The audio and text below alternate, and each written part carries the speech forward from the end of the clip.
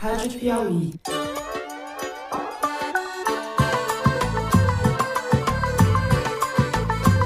Olá, sejam muito bem-vindos ao Foro de Teresina, o podcast de política da revista Piauí. Eu, Fernando de Barros e Silva, da minha casa em São Paulo, tenho a alegria de conversar com os meus amigos. Opa, Thaís! Salve, salve, Toledo! Eu sou José Roberto de Toledo e esta é A Hora, podcast sobre notícias aqui no UOL. Eu sou Thaís Bilenque e toda semana a gente bate um papo sobre os principais assuntos do noticiário. Esta semana em A Hora. Porque eu fui convidada como ministra. Se como ministra ele não me respeita, eu vou me retirar. O senhor me peça desculpa e eu permaneço. Celso Rocha de Barros e Ana Clara Costa no Estúdio Rastro, no Rio de Janeiro. Olá, Celso Casca de Bala, bem-vindo. Fala aí, Fernando. Estamos aí, mais uma sexta-feira. Celso Casca de Bala e Ana Clara Costa, que me perdoem, mas eu sou um saudosista ainda da versão do Foro de Teresina com José Roberto de Toledo, Fernando Barros e Silva e Thaís Bilenque, acima de tudo. Mas apesar de ser o melhor podcast de política do Brasil, que virou dois, os dois melhores do Brasil, não vou entrar no mérito de qual é melhor, tenho problemas com o Foro de Teresina e A Hora agora, em relação ao debate da questão ambiental. E é isso que eu pretendo discutir nesse vídeo.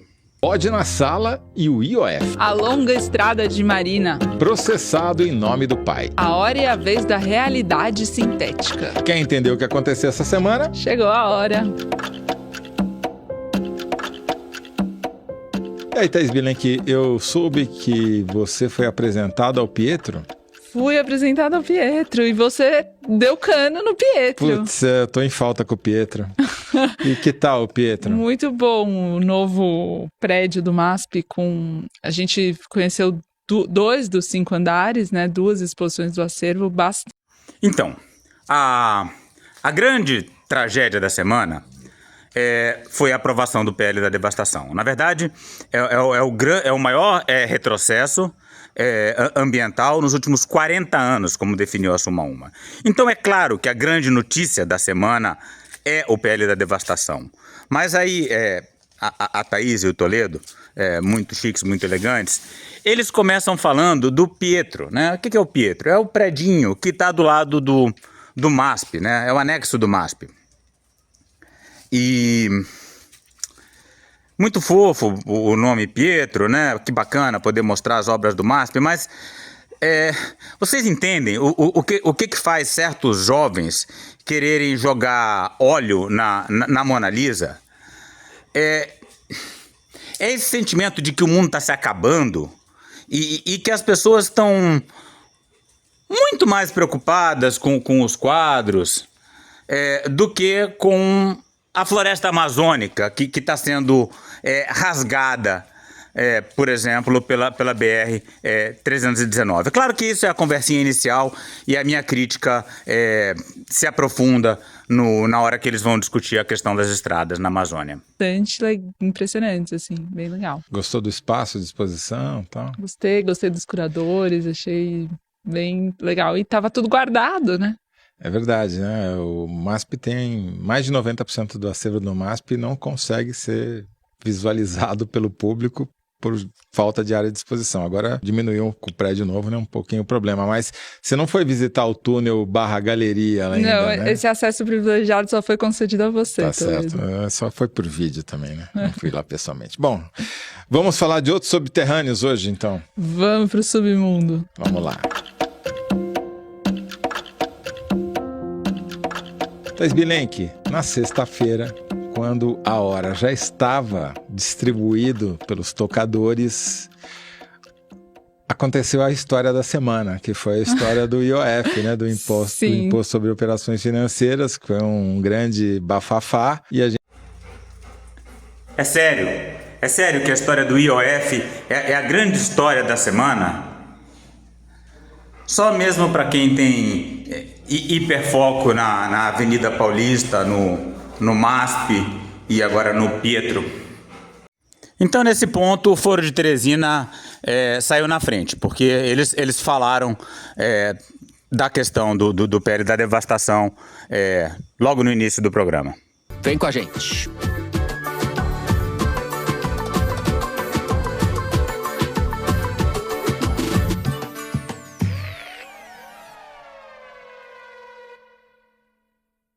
Muito bem, Ana Clara, vamos começar com você.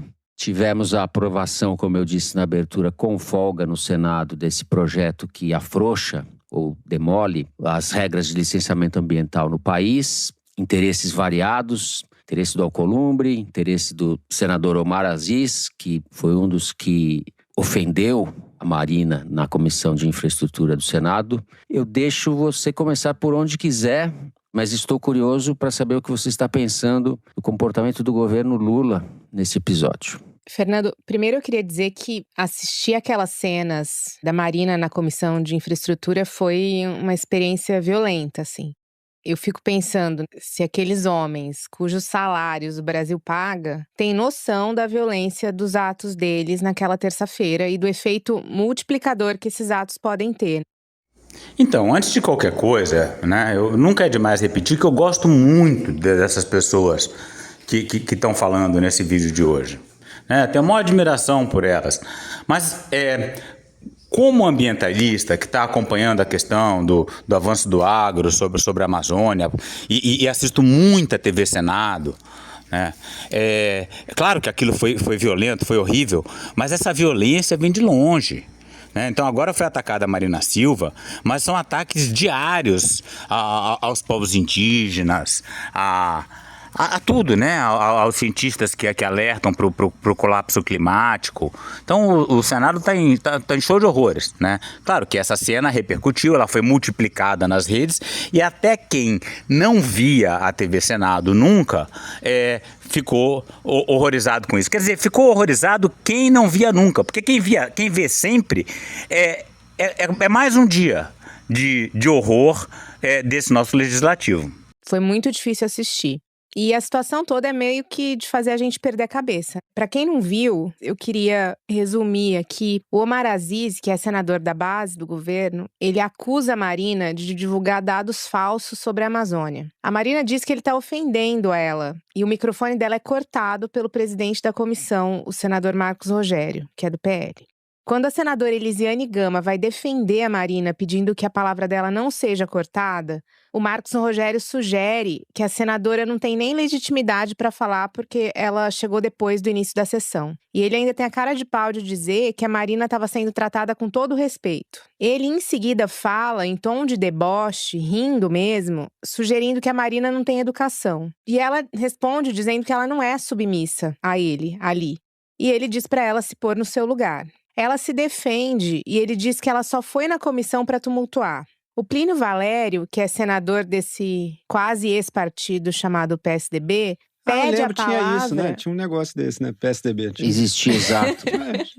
Lembrança remota. Rapaz. Olha que comentário maravilhoso, né? Um ex-partido chamado PSDB, realmente, não sobrou nada, né? Perfeito. Por isso que é bom ouvir esse povo. Lembrei a juventude. Eu tinha cabelo quando existia PSDB. Exato. E o meu era preto. O PSDB, que já teve a pretensão de ensinar boas maneiras à elite e à direita brasileira. Mas um velho assessor que conhece bem o PSDB brincou. Um partido de massa, mas uma massa cheirosa. Agora agoniza nas mãos desse sacripanta, como diria o Celso, no Senado. Pois é, e ele pede a palavra só para destratá-la. Ele nem estava na conversa e pede a palavra para dizer que não a respeita como ministra. E quando ela tenta de novo se defender, ele fala, não me provoque, sendo que ele que começou com os ataques completamente gratuitos. Nesse ponto, o Foro falha, assim como todos os outros canais, em não enfatizar que a discussão era inicialmente por conta da BR-319, que vai levar o desmatamento, o arco de desmatamento ao coração da Amazônia, destruir a Amazônia pelo meio, causar o colapso climático do Brasil e do mundo. Então não é sobre o PSDB não ser mais uma massa cheirosa, ser uma massa muito fedida e mal educada, né? Essa falta de educação é típico do movimento fascista ligado ao agro que quer abrir essa estrada de todo jeito, mesmo que ela condene todo o povo brasileiro à miséria eterna, porque a gente sabe que o Brasil depende do regime de chuvas propiciado pela Amazônia. E enquanto ele fazia isso, o Marcos Rogério dava um sorrisinho. Ela exige que ele se desculpe, ele se nega, lembrando que em março ele disse sobre a participação da Marina na CPI das ONGs: imagine o que é tolerar a Marina 6 horas e 10 minutos sem enforcá-la. Obviamente, ninguém pediu desculpa para Marina. Essa violência veio, como eu falei, de senadores da base e da oposição. E o líder do governo, que é o senador Jacques Wagner, do PT, foi questionado depois sobre por que ele não defendeu a Marina. E aí ele fez um deixa disso, disse que não viu nada. Depois ele disse que às vezes sobe a temperatura nesse tipo de comissão. E no final ele acabou quase defendendo o Omar Aziz. O Jacques Wagner estava presente na sessão? Eu não sabia. Olha só. Mas ele não defendeu, não é porque ele é mais um macho escroto, né? É porque ele está do lado da BR, né? O governo está do lado da BR. Inclusive a Marina, que já assinou a autorização para asfaltamento do trecho Charlie, de 50 quilômetros. Então, a única coisa que a Marina quer é que você tenha o procedimento normal de licenciamento. Agora, reconhecer a impossibilidade de conter os desmatamentos a partir de uma estrada como essa, e a tragédia que ela seria, né, porque ela é inviável ambientalmente, isso aí não tinha como se esperar do Jacques Wagner ou de qualquer pessoa do governo. Porque é uma posição do governo asfaltar essa BR, né?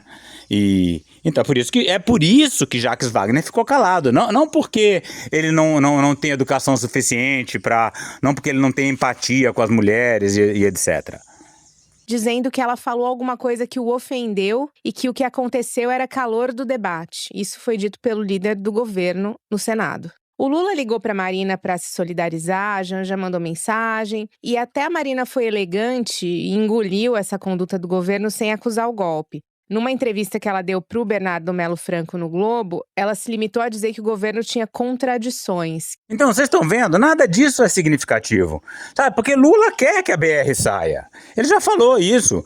Janja quer que Lula se reeleja.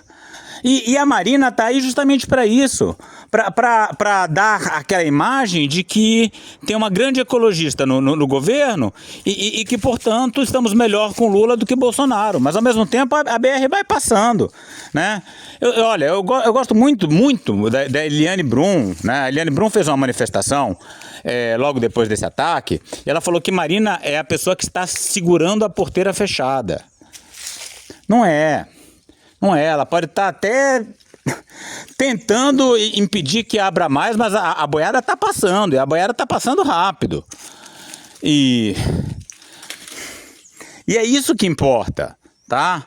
Não é o ataque que Marina sofreu ali. Depois ela vai para casa, ela tem um monte de gente que gosta dela, sabe? Tem um monte de gente apoiando. O sofrimento psicológico da mulher Marina Silva é o de menos nessa história. Ou seja, que essas contradições justificariam a falta de defesa naquele momento. Agora, o pano de fundo dessa conduta imperdoável desses senadores são 3 projetos devastadores para o meio ambiente que estão sendo colocados em prática ou apoiados por este governo. E quero reforçar que é este governo, não o governo passado. Não que o governo passado não fosse a favor também, mas quem tem a agenda ambiental é esse governo, né? E quem tem a Marina no governo é esse governo. O projeto caro ao Omar Aziz é a BR-319, né? Sim, todos eles são Pronto, né? Então, pela primeira vez no programa, depois de vários minutos discutindo a questão ambiental, a BR é citada pela primeira vez. E aparentemente a Ana não vê ela como uma questão central. Devastadores, né? Mas você tem a questão da exploração de petróleo na foz do Rio Amazonas, né? Que a gente fala isso, parece surreal. E é uma coisa que a Marina e todos os ambientalistas são contra. Eu venho dizendo muito aqui que as pessoas estão equivocadas em focar toda a atenção apenas na questão da exploração de petróleo na Foz do Amazonas, que do ponto de vista do Brasil, do povo brasileiro, a BR-319 é pior, porque leva o desmatamento para o centro da Amazônia, acaba com a floresta amazônica, e a floresta amazônica, acabar com a floresta amazônica é ruim para o mundo, mas é muito pior para o Brasil, tá? Toda aquela região ali que era para ter um deserto, né, na região sudeste, e não tem deserto justamente porque a gente tem a umidade que vem da região amazônica. E se você está preocupado com queima de combustíveis fósseis, saiba que tem grandes petroleiras com muito interesse no petróleo que está enterrado na região da BR-319 e a abertura da BR interessa a essas pessoas, né? Petroleiras russas, inclusive, ligadas ao capital financeiro internacional, né? Então, por exemplo, o pessoal da Intel tem muito dinheiro ali e inclusive paga nossas ONGs de conservação através da Fundação Betty e Gordon Moore Foundation. Procura o trabalho da Mônica Piccinini, que fala sobre isso na revista The Canary, e já saiu muita coisa também no site Amazônia Real em português, e por isso que não se fala da BR-319 da mesma forma que deveria estar sendo falado. Impacto atroz que isso pode ter para o mundo, porque qualquer vazamento de óleo ali pode destruir a biodiversidade de uma forma irreparável. Sim, mas não é só isso, né? É abrir uma nova frente de exploração de petróleo num planeta que está morrendo por excesso de queima de combustíveis fósseis, né? Excesso de carbono na atmosfera, né? Porque as nossas hidrelétricas da Amazônia também são grandes responsáveis pela emissão de carbono ao causarem desmatamentos inevitáveis, uma vez que são construídas. Mas o governo é super a favor e deu carta branca para a Petrobras fazer o que tem que ser feito. O IBAMA fez várias notas técnicas. Não, aí você me desculpa, eu sei que é um podcast informal, deu carta branca para fazer o que tem que ser feito. Então, o que tem que ser feito é o quê? A exploração? Tem que ser feito? Contra a exploração da Foz, mas a pressão foi tão forte que o último entrave regulatório do IBAMA foi derrubado esse mês pelo próprio órgão. Mas mesmo que o IBAMA não tivesse derrubado esse entrave e não tivesse capitulado, o Senado aprovou na semana passada o tal PL da devastação, que é um PL que afrouxa as regras para concessão de licenciamento ambiental. Então, a Foz ela fica viável por duas formas hoje, né? Seja pelo IBAMA, seja por esse PL que foi aprovado com ampla maioria de votos, como você falou. O que acontece? A Marina e o Ministério do Meio Ambiente, eles defendem a criação de uma unidade de conservação marinha ali. Então, ela estava sendo cobrada nessa comissão, na verdade, ela foi nessa comissão para ser cobrada. E uma das cobranças era sobre por que ela quer fazer essa área de conservação marinha ali, na Foz do Amazonas, onde eles querem explorar petróleo. Eles estavam se dirigindo a ela como se ela tivesse inventado essa unidade só para prejudicar o andamento do projeto. E ela teve que se justificar dizendo que a previsão de criação dessa área existe desde que a Petrobras começou a fazer os estudos na Foz do Amazonas, que é na margem equatorial. Ela teve que se justificar por defender algo que já estava sendo gestado há mais de 20 anos. Voltando ao PL da devastação, porque eu acho que são 3 projetos que estão interligados, de certa forma, é um assunto caríssimo aos senadores e deputados do norte do país, porque ele permite que eles tenham muito menos trabalho para destruir tudo por ali. E quando esse PL foi votado, o governo simplesmente não trabalhou para impedir, não fez nada, deixou a base livre para votar do jeito que quisesse. Norte e Centro-Oeste, viu, Ana? Verdade, Centro-Oeste é importante também. Os 10 estados, 3 do Centro-Oeste e 7 do Norte, de 33 senadores, se você contar os 3 do Distrito Federal, 27 votaram a favor do projeto. E 3 contra só, e 3 se abstiveram. Pois é.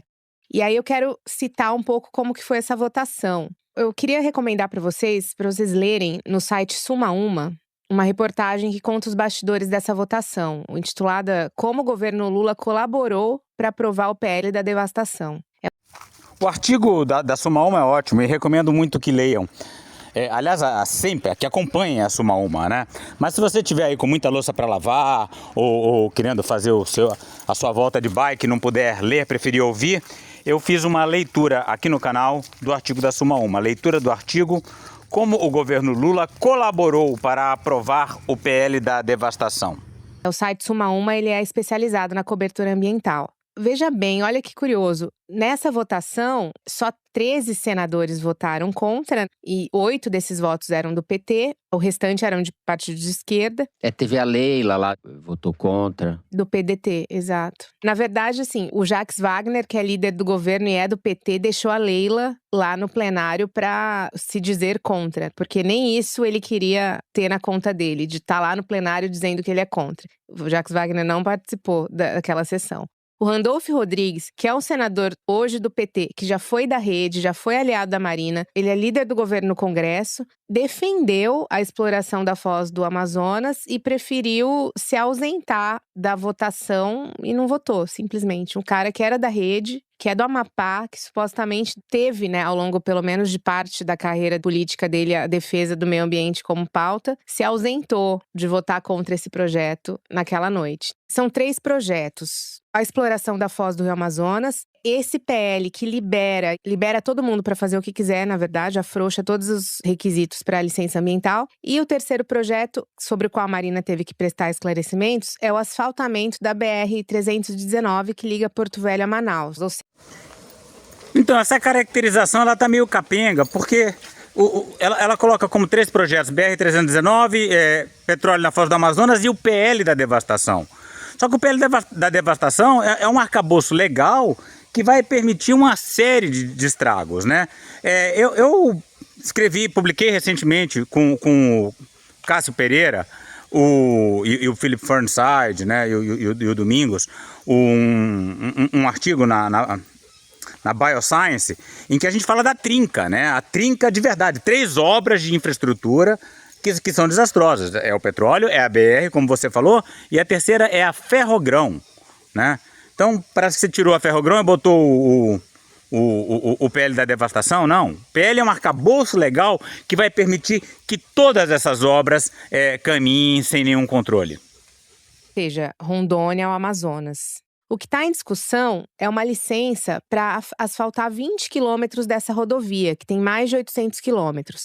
20 quilômetros pode parecer nada, mas são 20 quilômetros no meio do caminho, justamente na área mais preservada, no coração da floresta. E quando se tem uma perspectiva de uma obra dessa magnitude no meio da floresta, a grilagem opera a todo vapor para desmatar e depois ocupar as terras próximas da estrada para vender depois. Eles operam diante da perspectiva de rentabilidade. E o que a Marina defende não é que não haja asfalto nesse trecho, mas que haja governança, que haja garantia de que essa grilagem vai ser combatida, de que vai ter fiscalização. Justamente, o que o Cássio mostra é que não existe essa garantia, não existe essa possibilidade de controle. Tá? E não é tirado da cabeça dele, não. Entrevistou, especialistas, gente da polícia, gente do exército, que falou, olha, não dá para controlar aquilo ali. Então... que não vai ter desmatamento nessas áreas. E aí, sabe o que o Omar Aziz fala para ela? A senhora está atrapalhando o desenvolvimento no nosso país. Tem mais de 5.000 obras paradas por causa dessa conversinha de governança em. Sim, e ele falou que quer passear, né? A senhora passeia na Avenida Paulista, eu quero passear na BR-319. O nível realmente é constrangedor, assim. E essa... né? Mas se você for ver que o programa de vocês começou com a história de um passeio na Paulista, ou isso foi em A Hora? Eu já confundo tudo. Dá para entender de onde que se tira isso, né? Claro que é uma estupidez a ideia de passear na BR-319. Tem que passear na mata, tem que passear pelos rios. Você é do Amazonas, se você quiser passear em BR, vai pro estado de São Paulo. Essa comoção em relação ao que aconteceu com a Marina dificilmente vai impedir que esses projetos se viabilizem. O que pode acontecer, segundo as pessoas com quem eu conversei, é que pode haver um certo constrangimento em relação ao PL da devastação. Mas não um constrangimento para impedir que ele seja aprovado, porque ele foi aprovado no Senado, só que como ele foi modificado, ele tem que voltar para a Câmara agora. Só que o que acontece? Na próxima semana, a gente tem a Semana do Meio Ambiente. Então, embora haja muita gente lá no Congresso que não ligue para isso, ficaria muito feio para o Hugo Mota pautar isso justamente na Semana do Meio Ambiente. Então, o que eles estão esperando é que toda essa comoção atrase a votação desse projeto na Câmara e não mude nada, entendeu? Então, assim, tudo isso que a Marina passou ali, na verdade, é só uma garantia de algumas semanas a mais sem esse projeto valendo. Agora, o que eu acho curioso é como os ambientalistas chamam esse PL. A mãe de todas as boiadas. Ou seja, Então, olha só, olha outro descolamento. Como os ambientalistas chamam esse PL, não é. Né? Por que você não diz, olha como esse PL é conhecido? Sabe, tem que parar de achar que preocupação com o colapso ambiental é coisa de ambientalista. É de qualquer pessoa que tem um mínimo de bom senso. Ou seja, a mãe de todas as boiadas está sendo aprovada no governo Lula, no ano da COP, junto com 2 dos projetos mais nocivos para a Amazônia que há. Sim, mas não é só isso, não é só isso. Tem a Ferrogrão, que eu já falei, tem a hidrovia Tocantins-Araguaia, você tem as hidrelétricas do Tapajós. É como se fosse o grande saudão, a grande liquidação.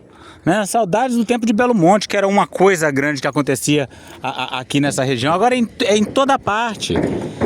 São projetos de mineração agora para todo lado.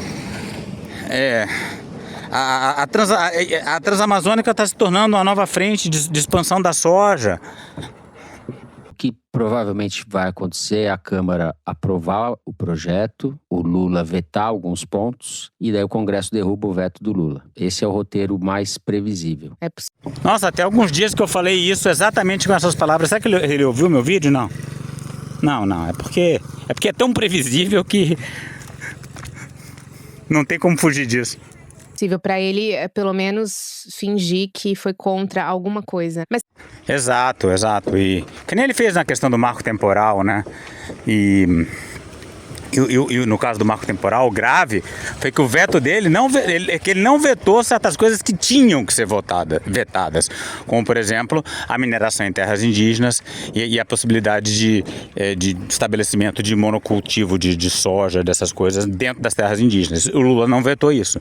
Então, até para vetar simbolicamente, ele foi fraco. E aí eu faço uma crítica ao Foro de Teresina, que quando fala do assunto do marco temporal, fala que Lula vetou, como se ele tivesse vetado integralmente a lei do marco temporal. Fica difícil porque o Lula já disse publicamente que o Ibama faz lenga-lenga na aprovação das coisas. Ele defende muito irrestritamente o ministro dele, Alexandre Silveira, ministro de Minas e Energia. Ele está no fio da navalha porque ao mesmo tempo ele tem um compromisso. Tem a COP, ele quer fazer da COP uma vitrine para o mundo do compromisso ambiental do Brasil, etc. Ele está se equilibrando de maneira bem temerária. Na prática, o que está prevalecendo é isso que você falou. Eu não acho que seja um jogo de cena dele só, mas ele está, como que você falou na abertura? A Marina diz que são as contradições do governo. É isso. Celso, e as contradições do Foro de Teresina? Vão bem, obrigado. O que a gente está achando desse episódio? 3 palhaços lá foram lá xingar a Marina, né, basicamente. Mas assim, a diferença de estatura deles é absolutamente bizarra, né? Marina Silva, das maiores lideranças do mundo. Tá, tudo bem, 3 palhaços, mas não são só 3 palhaços, né? São representantes do agro, do fascismo que domina o Brasil. Fascismo no sentido de que não estão nem aí se vão trucidar os povos indígenas que tiverem no caminho. Então não são palhaços, mas vamos dar a devida atenção para a gravidade do que essas pessoas representam. Não é só uma turma de mal-educados. As pessoas mais importantes do mundo nas últimas décadas. Se vocês pegarem, por exemplo, os 2 primeiros governos do Lula, teve várias realizações importantes. As 2 principais seriam a queda da pobreza e a queda do desmatamento. Só que a queda do desmatamento é um feito de políticas públicas incomparavelmente maior pelo seguinte: a queda da pobreza contou com a ajuda da alta das commodities. A alta das commodities fez a tendência para o desmatamento aumentar, porque aumentou o preço da comida. A terra passou a ser mais valorizada. Tanto que no comecinho do governo do Lula, o desmatamento aumenta e aí é por isso que a Marina faz o plano dela para a Amazônia, que faz o desmatamento desabar. E, aliás, vale dizer, nesse novo governo também, a Marina conseguiu de novo derrubar significativamente os níveis de desmatamento. Pois é, mas tem que ver que o desmatamento da Amazônia está tão alto agora por causa da BR-163, cuja pavimentação a Marina aprovou, e também as hidrelétricas do Madeira. Então a coisa tem dois lados, não é essa grande ambientalista que vocês estão falando. Claro, teve essa queda no desmatamento agora, mas essa queda só foi possível porque a gente tinha o maior bandido da história do país na presidência da República, e o Salles outro bandido. Então, quando sai um bandidão desse e volta a ter um governo normal do ponto de vista da questão ambiental, é esperado um desmatamento. Mas vocês estão vendo que nunca houve tanta degradação ambiental por causa de queimadas quanto a gente teve no passado. A gente continua sendo beneficiado por esse trabalho da Marina amplamente. Assim, a Marina trabalhou não só pela saúde das pessoas, pelo crescimento econômico do mundo, como muito pouca gente. A Marina está aí para garantir que ainda exista PIB daqui a 50 anos ou daqui a 100 anos, não é? Então, ele disse que a Marina está aqui para garantir que ainda exista PIB daqui a 50 ou 100 anos. É garantir que exista PIB? O que significa isso, né? Garantir que exista PIB, para evitar o colapso da civilização? Porque a Marina não tem como garantir nada para daqui a 50 anos ou 100 anos. Vocês sabem das previsões de aquecimento para o planeta? A Amazônia atingindo ponto de não retorno, pela temperatura, pelo desmatamento. Então, você acha que o tipo de ação que Marina está defendendo, que é o licenciamento ambiental para viabilizar, não para negar todas essas obras que a gente está citando, você acha que isso vai garantir que a gente vai escapar do colapso climático? Porque a gente tem que tomar cuidado com as palavras. O que significa garantir que haverá PIB daqui a 50? Enquanto houver humanidade, haverá PIB. Agora, evitar uma recessão global, uma recessão nacional nas próximas décadas devido ao aprofundamento da crise ambiental, é isso que está faltando. Esse pessoal do comentário econômico e político incorporar a questão, o fato do colapso climático, da situação real que a gente está enfrentando.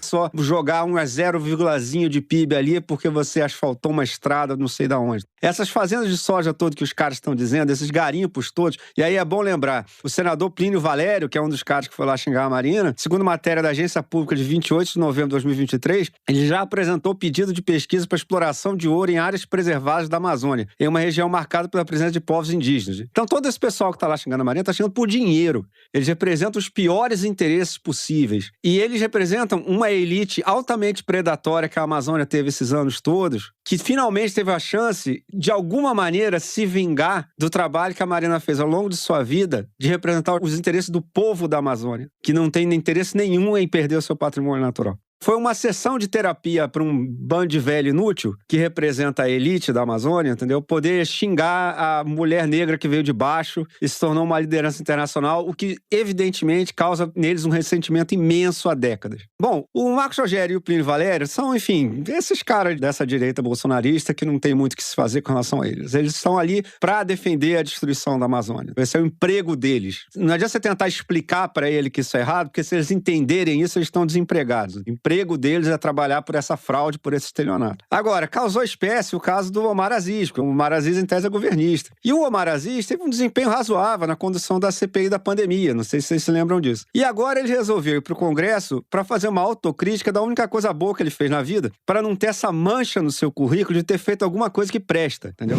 Então o Omar Aziz aproveitou a saída ao Congresso para culpar a Marina Silva, olha só, pelas mortes do pessoal em Manaus sem oxigênio durante a pandemia. Isso foi particularmente baixo, viu? Cara, é inacreditável. Basicamente, o que o Omar Aziz fez ali foi o seguinte: pedir desculpa para as pessoas que mataram essas pessoas durante a pandemia. Ele pediu desculpa para os assassinos, jogando a culpa na Marina de um crime que ele sabe quem cometeu, porque durante a CPI da pandemia, ele disse claramente: nós queríamos oxigênio e eles mandaram ivermectina, aquele remédio para piolho que o Bolsonaro dizia que curava Covid. Uma pausa para pensar nessa frase. Só um segundo. Vamos lá. Vamos refletir do fato que isso existiu. O presidente da República dizia que remédio para piolho curava Covid.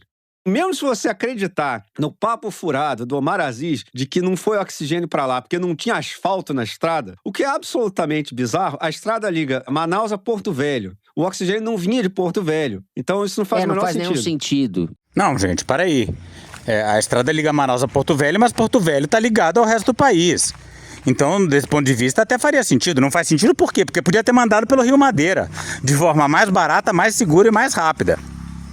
E a Marina deixou de ser ministra em 2008. Isso, a Marina deixou de ser ministra em 2008, mas também vamos esquecer isso por um minuto. Se tivesse a estrada, se o problema fosse esse, o próprio Omar Aziz disse, nós queríamos oxigênio de mandar ivermectina. Ou seja, a estrada ia ser usada para mandar remédio para piolho pelo governo Bolsonaro. E isso, se eles acertassem para onde que é para mandar, porque é sempre bom lembrar que o Pazuello confundiu as siglas de Amazonas e Amapá e mandou para o Amapá a vacina que era para ir para o Amazonas. Então, o que o Omar Aziz quer da vida? Ele quer que a Marina Silva não só asfalte a estrada, mas ainda por cima saia andando com a porra da estrada em cima da cabeça, para até eles acharem onde é que exatamente fica o Amazonas, onde é que fica o Amapá. É inacreditável a falta de vergonha desses caras, meu amigo. Assim, esse episódio, assim, a política brasileira é muito deprimente, mas essa aí realmente se destacou por um grau de vileza, de baixeza, que mesmo pro padrão atual é demais. Agora, o que é triste é que isso dá voto, né? Dá voto pra o Plínio Valério teve mais de 800 mil votos como senador no Amazonas. Pois é. Os principais candidatos ao Senado, ou pré-candidatos, ou os principais nomes, são nomes da direita ali. O que é lamentável é que eles, de fato, representam uma parte muito grande da sociedade daquele estado, né? Sem dúvida. Eu concordo com isso. Eu acho que talvez eles não contassem com a altivez da Marina no enfrentamento deles. E ela, de certa forma, emparedou eles perante a opinião pública. Mas no eleitorado deles, eles vão tirar proveito desse episódio ainda. Cortes de redes sociais e etc. É bem possível. Falamos do Jacques Wagner, vamos falar do Rui Costa agora. 2 ex-governadores da Bahia. Exato. Por que eu quero falar do Rui Costa? Porque, bom, ministro da Casa Civil, para quem não sabe, e dentro do governo ele é um dos maiores defensores dessa agenda de devastação. A gente falou aqui no foro, quando teve enchente no Rio Grande do Sul, que a Marina tinha elaborado um plano nacional de enfrentamento aos riscos climáticos extremos. Isso tinha sido entregue para a Casa Civil até mesmo antes de acontecer aquela tragédia. É o plano que contempla a criação da autoridade climática, é o plano que contempla medidas de prevenção de desastres e de todo tipo de desastre, seja por enchente, seja por queimada. E a gente teve no ano passado essa enchente histórica e uma queimada histórica também. O Rio de Janeiro teve queimada, coisa que é muito incomum. Esse plano está na gaveta do Rui Costa desde o início do ano passado. Ninguém mexe com ele. Ele não foi avaliado, ele não foi colocado em prática, não há orçamento para ele, não há vontade política para que se crie de fato a autoridade climática. Tá tudo do mesmo jeito, embora o cenário do clima tenha piorado muito. Perfeito. A gente vai encerrando então o primeiro bloco do programa por aqui. Vamos fazer um rápido intervalo. Na volta vamos falar de economia, de Haddad, de IOF. Então, sabe qual é a minha maior crítica ao Foro de Teresina? Você viu que eles fizeram um excelente apanhado dos bastidores da política, desse golpe contra a legislação ambiental, da situação da Marina. E agora, no próximo bloco, eles vão falar de economia, né? Vão falar do que realmente interessa, de IOF. E aí, quando você entra no outro assunto, o assunto ambiental parece que desaparece completamente. Porque não tem como falar de economia sem falar do meio ambiente. Não é só na hora do meio ambiente falar de economia. Na hora da economia falar do meio ambiente. Mas vamos lá para o pessoal de A Hora para ver a abordagem que eles fizeram da questão ambiental. Na terça-feira, o Senado Federal foi palco de cenas escabrosas, para dizer o mínimo, né? A ministra do Meio Ambiente, Marina Silva, foi falar na Comissão de Infraestrutura e foi atacada de uma maneira como raramente se viu. Tudo bem, o Senado já teve até um senador matando o outro no meio do plenário, mas não precisava voltar a esses tempos, né? Com ataques muito fortes e descabidos de senadores a Marina Silva, que acabou se retirando da audiência, causou uma enorme polêmica, depois eu vou falar disso, mas vamos ver as cenas? É melhor. Essa é a educação da ministra Marina Silva. Ela aponta o dedo e... Senador Chico Rodrigues. Mas eu não vou me vitimizar, não. Se eu fosse uma mulher submissa, eu não sou. Agora sexismo, ministro. Senhor presidente. Todo respeito, ministro. Senhor presidente. Eu gostaria que eu fosse, eu não sou. Senhor presidente. Eu vou falar. Me respeite, ministro. Eu estou lhe respeitando. Me respeite. Senhor presidente, me respeite, ministra. Me respeite. Você ponha no teu lugar. Porque a mulher merece respeito, a ministra não. Por isso que eu quero separar. O senhor me peça desculpa e eu permaneço. Ministra, se Vossa Excelência... Se não pede desculpa, se Vossa Senhoria, eu vou me retirar. A Marina estava lá para discutir a BR-319, que é uma estrada que liga Manaus a Porto Velho. A gente até já falou dela aqui, porque são 400 quilômetros de estrada que eles querem asfaltar no coração da floresta e culpam a Marina pela exigência de fazer licenciamento ambiental desse projeto, desse empreendimento. Eu já vou voltar no aspecto dessa estrada em particular, mas foi muito curioso porque a cena foi tão horrenda e foi tão desrespeitosa que o tiro saiu pela culatra, quer dizer, ela acabou chamando muito mais atenção para a pauta dela do que se eles tivessem tratado ela com o mínimo de civilidade lá dentro. As pessoas ficaram... É verdade, né? Ninguém falava nada de BR-319.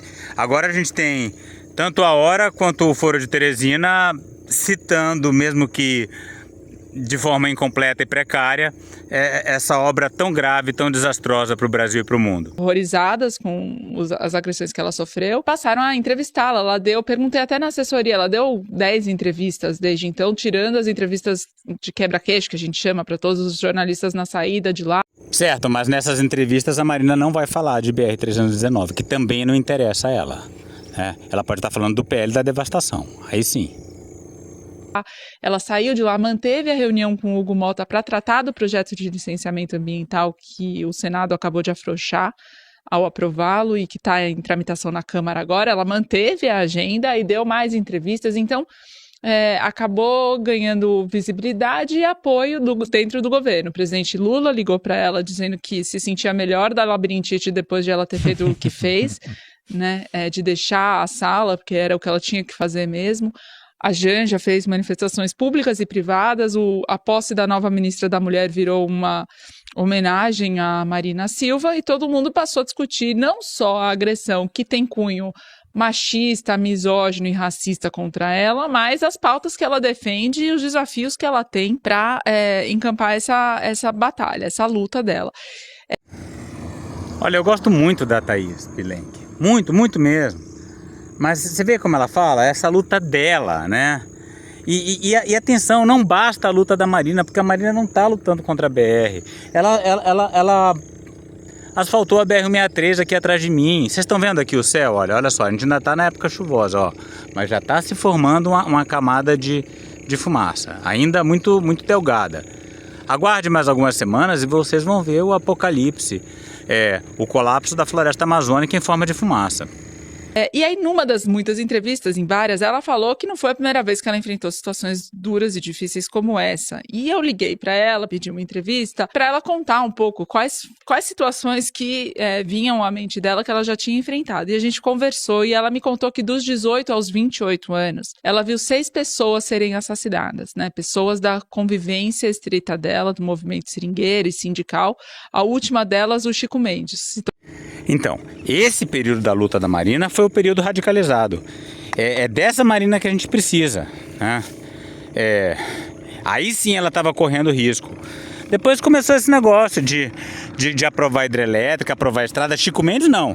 Chico Mendes sempre foi contra a construção de estradas na Amazônia, porque ele sabia que ia trazer o desmatamento. Situações muito difíceis que já no começo da vida, da trajetória dela, moldaram de alguma forma a forma dela se colocar. E aí ela diz, mas teve um episódio em particular de muita atenção que ela viveu quando foi senadora pela primeira vez, em 95, era governo Fernando Henrique Cardoso, e no estado do Acre se debatia a construção de uma BR, de uma estrada para ligar Rio Branco a Cruzeiro do Sul, que é o segundo maior município do Acre, que não é interligado por rios, é um município por isso isolado, e portanto a necessidade de fazer uma estrada para ligar a capital, para levar mercadoria, mas também para as pessoas poderem ter acesso a médicos, hospitais, enfim, serviços em geral que a capital oferecia. E a Marina tinha uma posição muito clara de insistir para que esse empreendimento tivesse licenciamento ambiental, a demarcação de terras, respeitasse as unidades de conservação em torno, enfim, fosse um...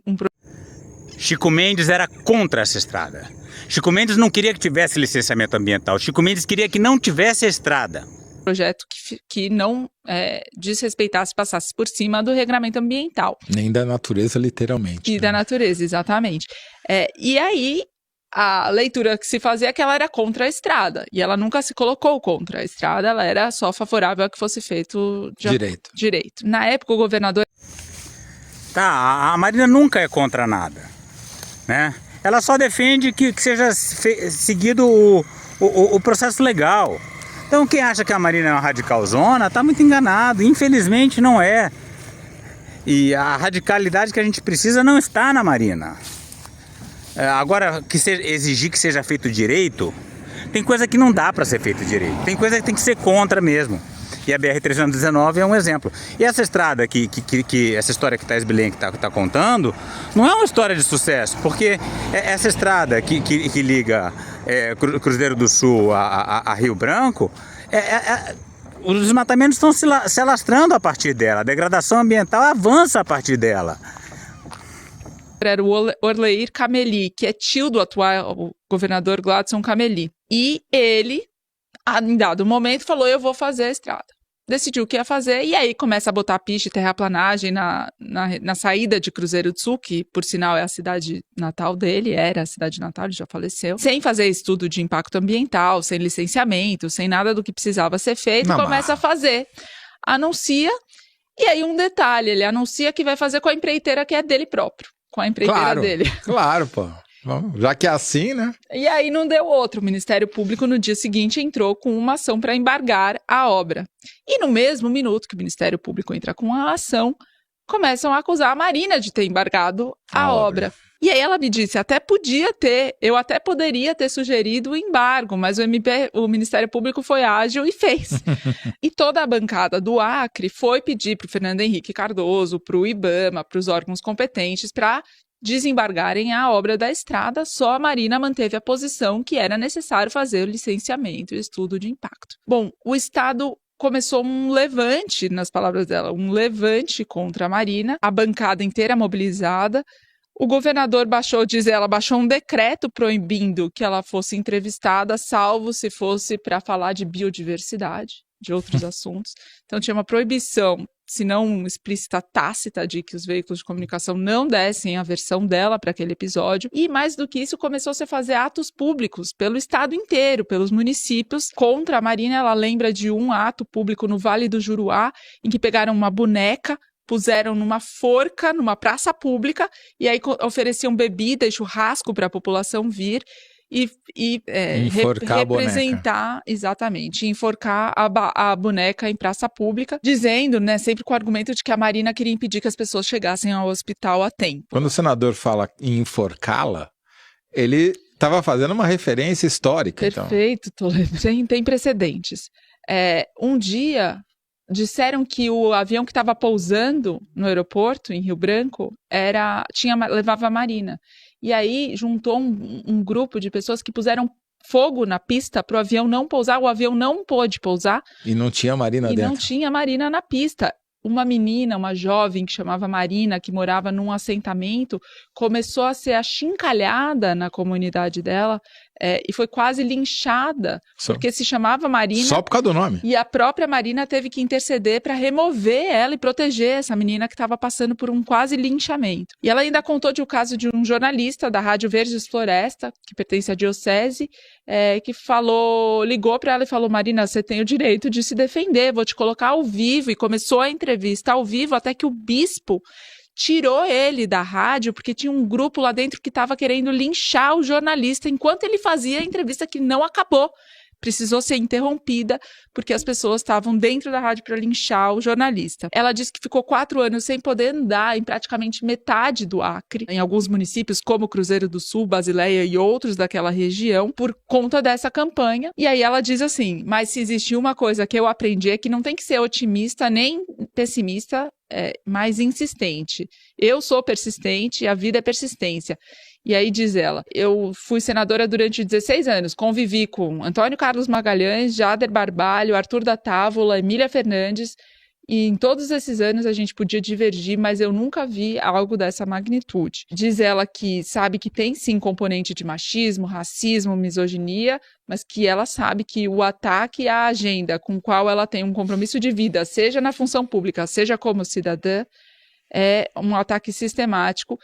E aí, essa acusação, né, ela diz, me dizem que eu sou contra o desenvolvimento, né? Eu perguntei para ela sobre a exploração de petróleo na Foz do Amazonas, lá na bacia, no litoral do Amapá. Ela falou que é claro que o próprio Lula tem manifestado o desejo de que o Brasil possa usufruir dessa fonte de geração de riqueza e até usá-la para fazer investimento na transição energética. Então vejam como é problemática essa fala do Lula, porque essa transição energética do Lula é construir mais hidrelétrica na Amazônia.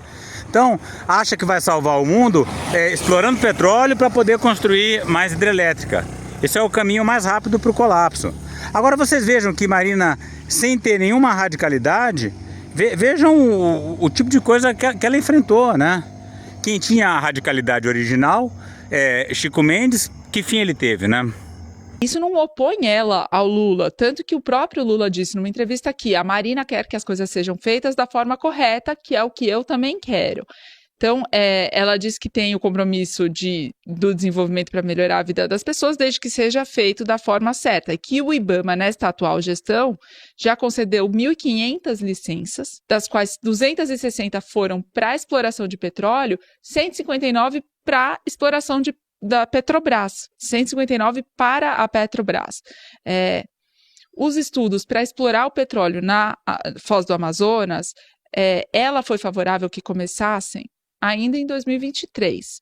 Porém, havia uma divergência com o Ministério de Minas e Energia, cujo titular é o Alexandre Silveira. E por conta da falta de consenso entre os ministérios, que tem que ser uma decisão conjunta, os estudos não começaram. Se tivessem começado quando ela defendeu, em 2023, muito provavelmente ele já estaria pronto e muitas das questões que agora estão sendo debatidas acaloradamente já estariam resolvidas. Eu perguntei, bom, e afinal, essa estrada de Rio Branco a Cruzeiro do Sul foi construída? Ela disse que foi, não pelo Cameli Tio, e sim pelo Jorge Viana, que é um aliado dela, do PT, que fez um esforço importante para fazer, respeitando as terras indígenas, com estudo de impacto ambiental, fez tudo como devia ser feito, e com criação de unidades de conservação ao redor da estrada, para que aquele asfaltamento não destruísse todo o perímetro em volta da estrada, né? E preservasse a floresta para além da estrada. E ela diz, curioso, porque logo depois da conclusão dessa estrada, ela era ministra do Meio Ambiente e começaram as obras do PAC. E por anos, ninguém pedia prioridade para essa obra ser implementada com os recursos do PAC. Por quê?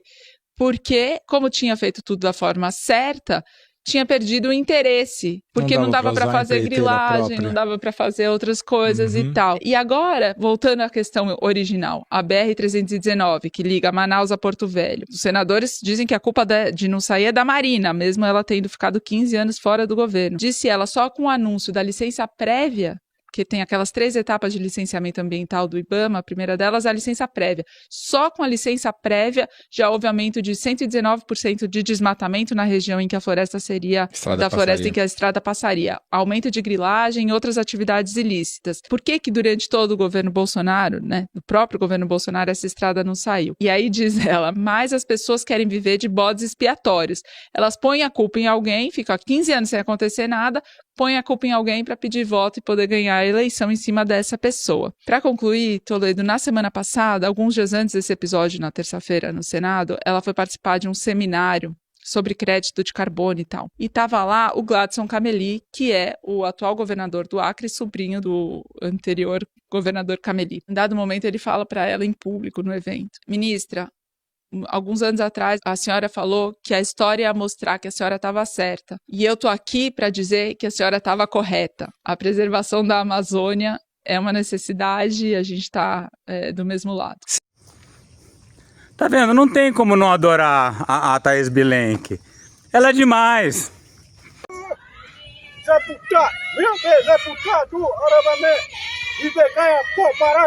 Para saber mais e participar dessa luta radical pelos povos indígenas, a floresta tropical e a biodiversidade de modo geral, inscreva-se no canal, deixe seu like e comentário.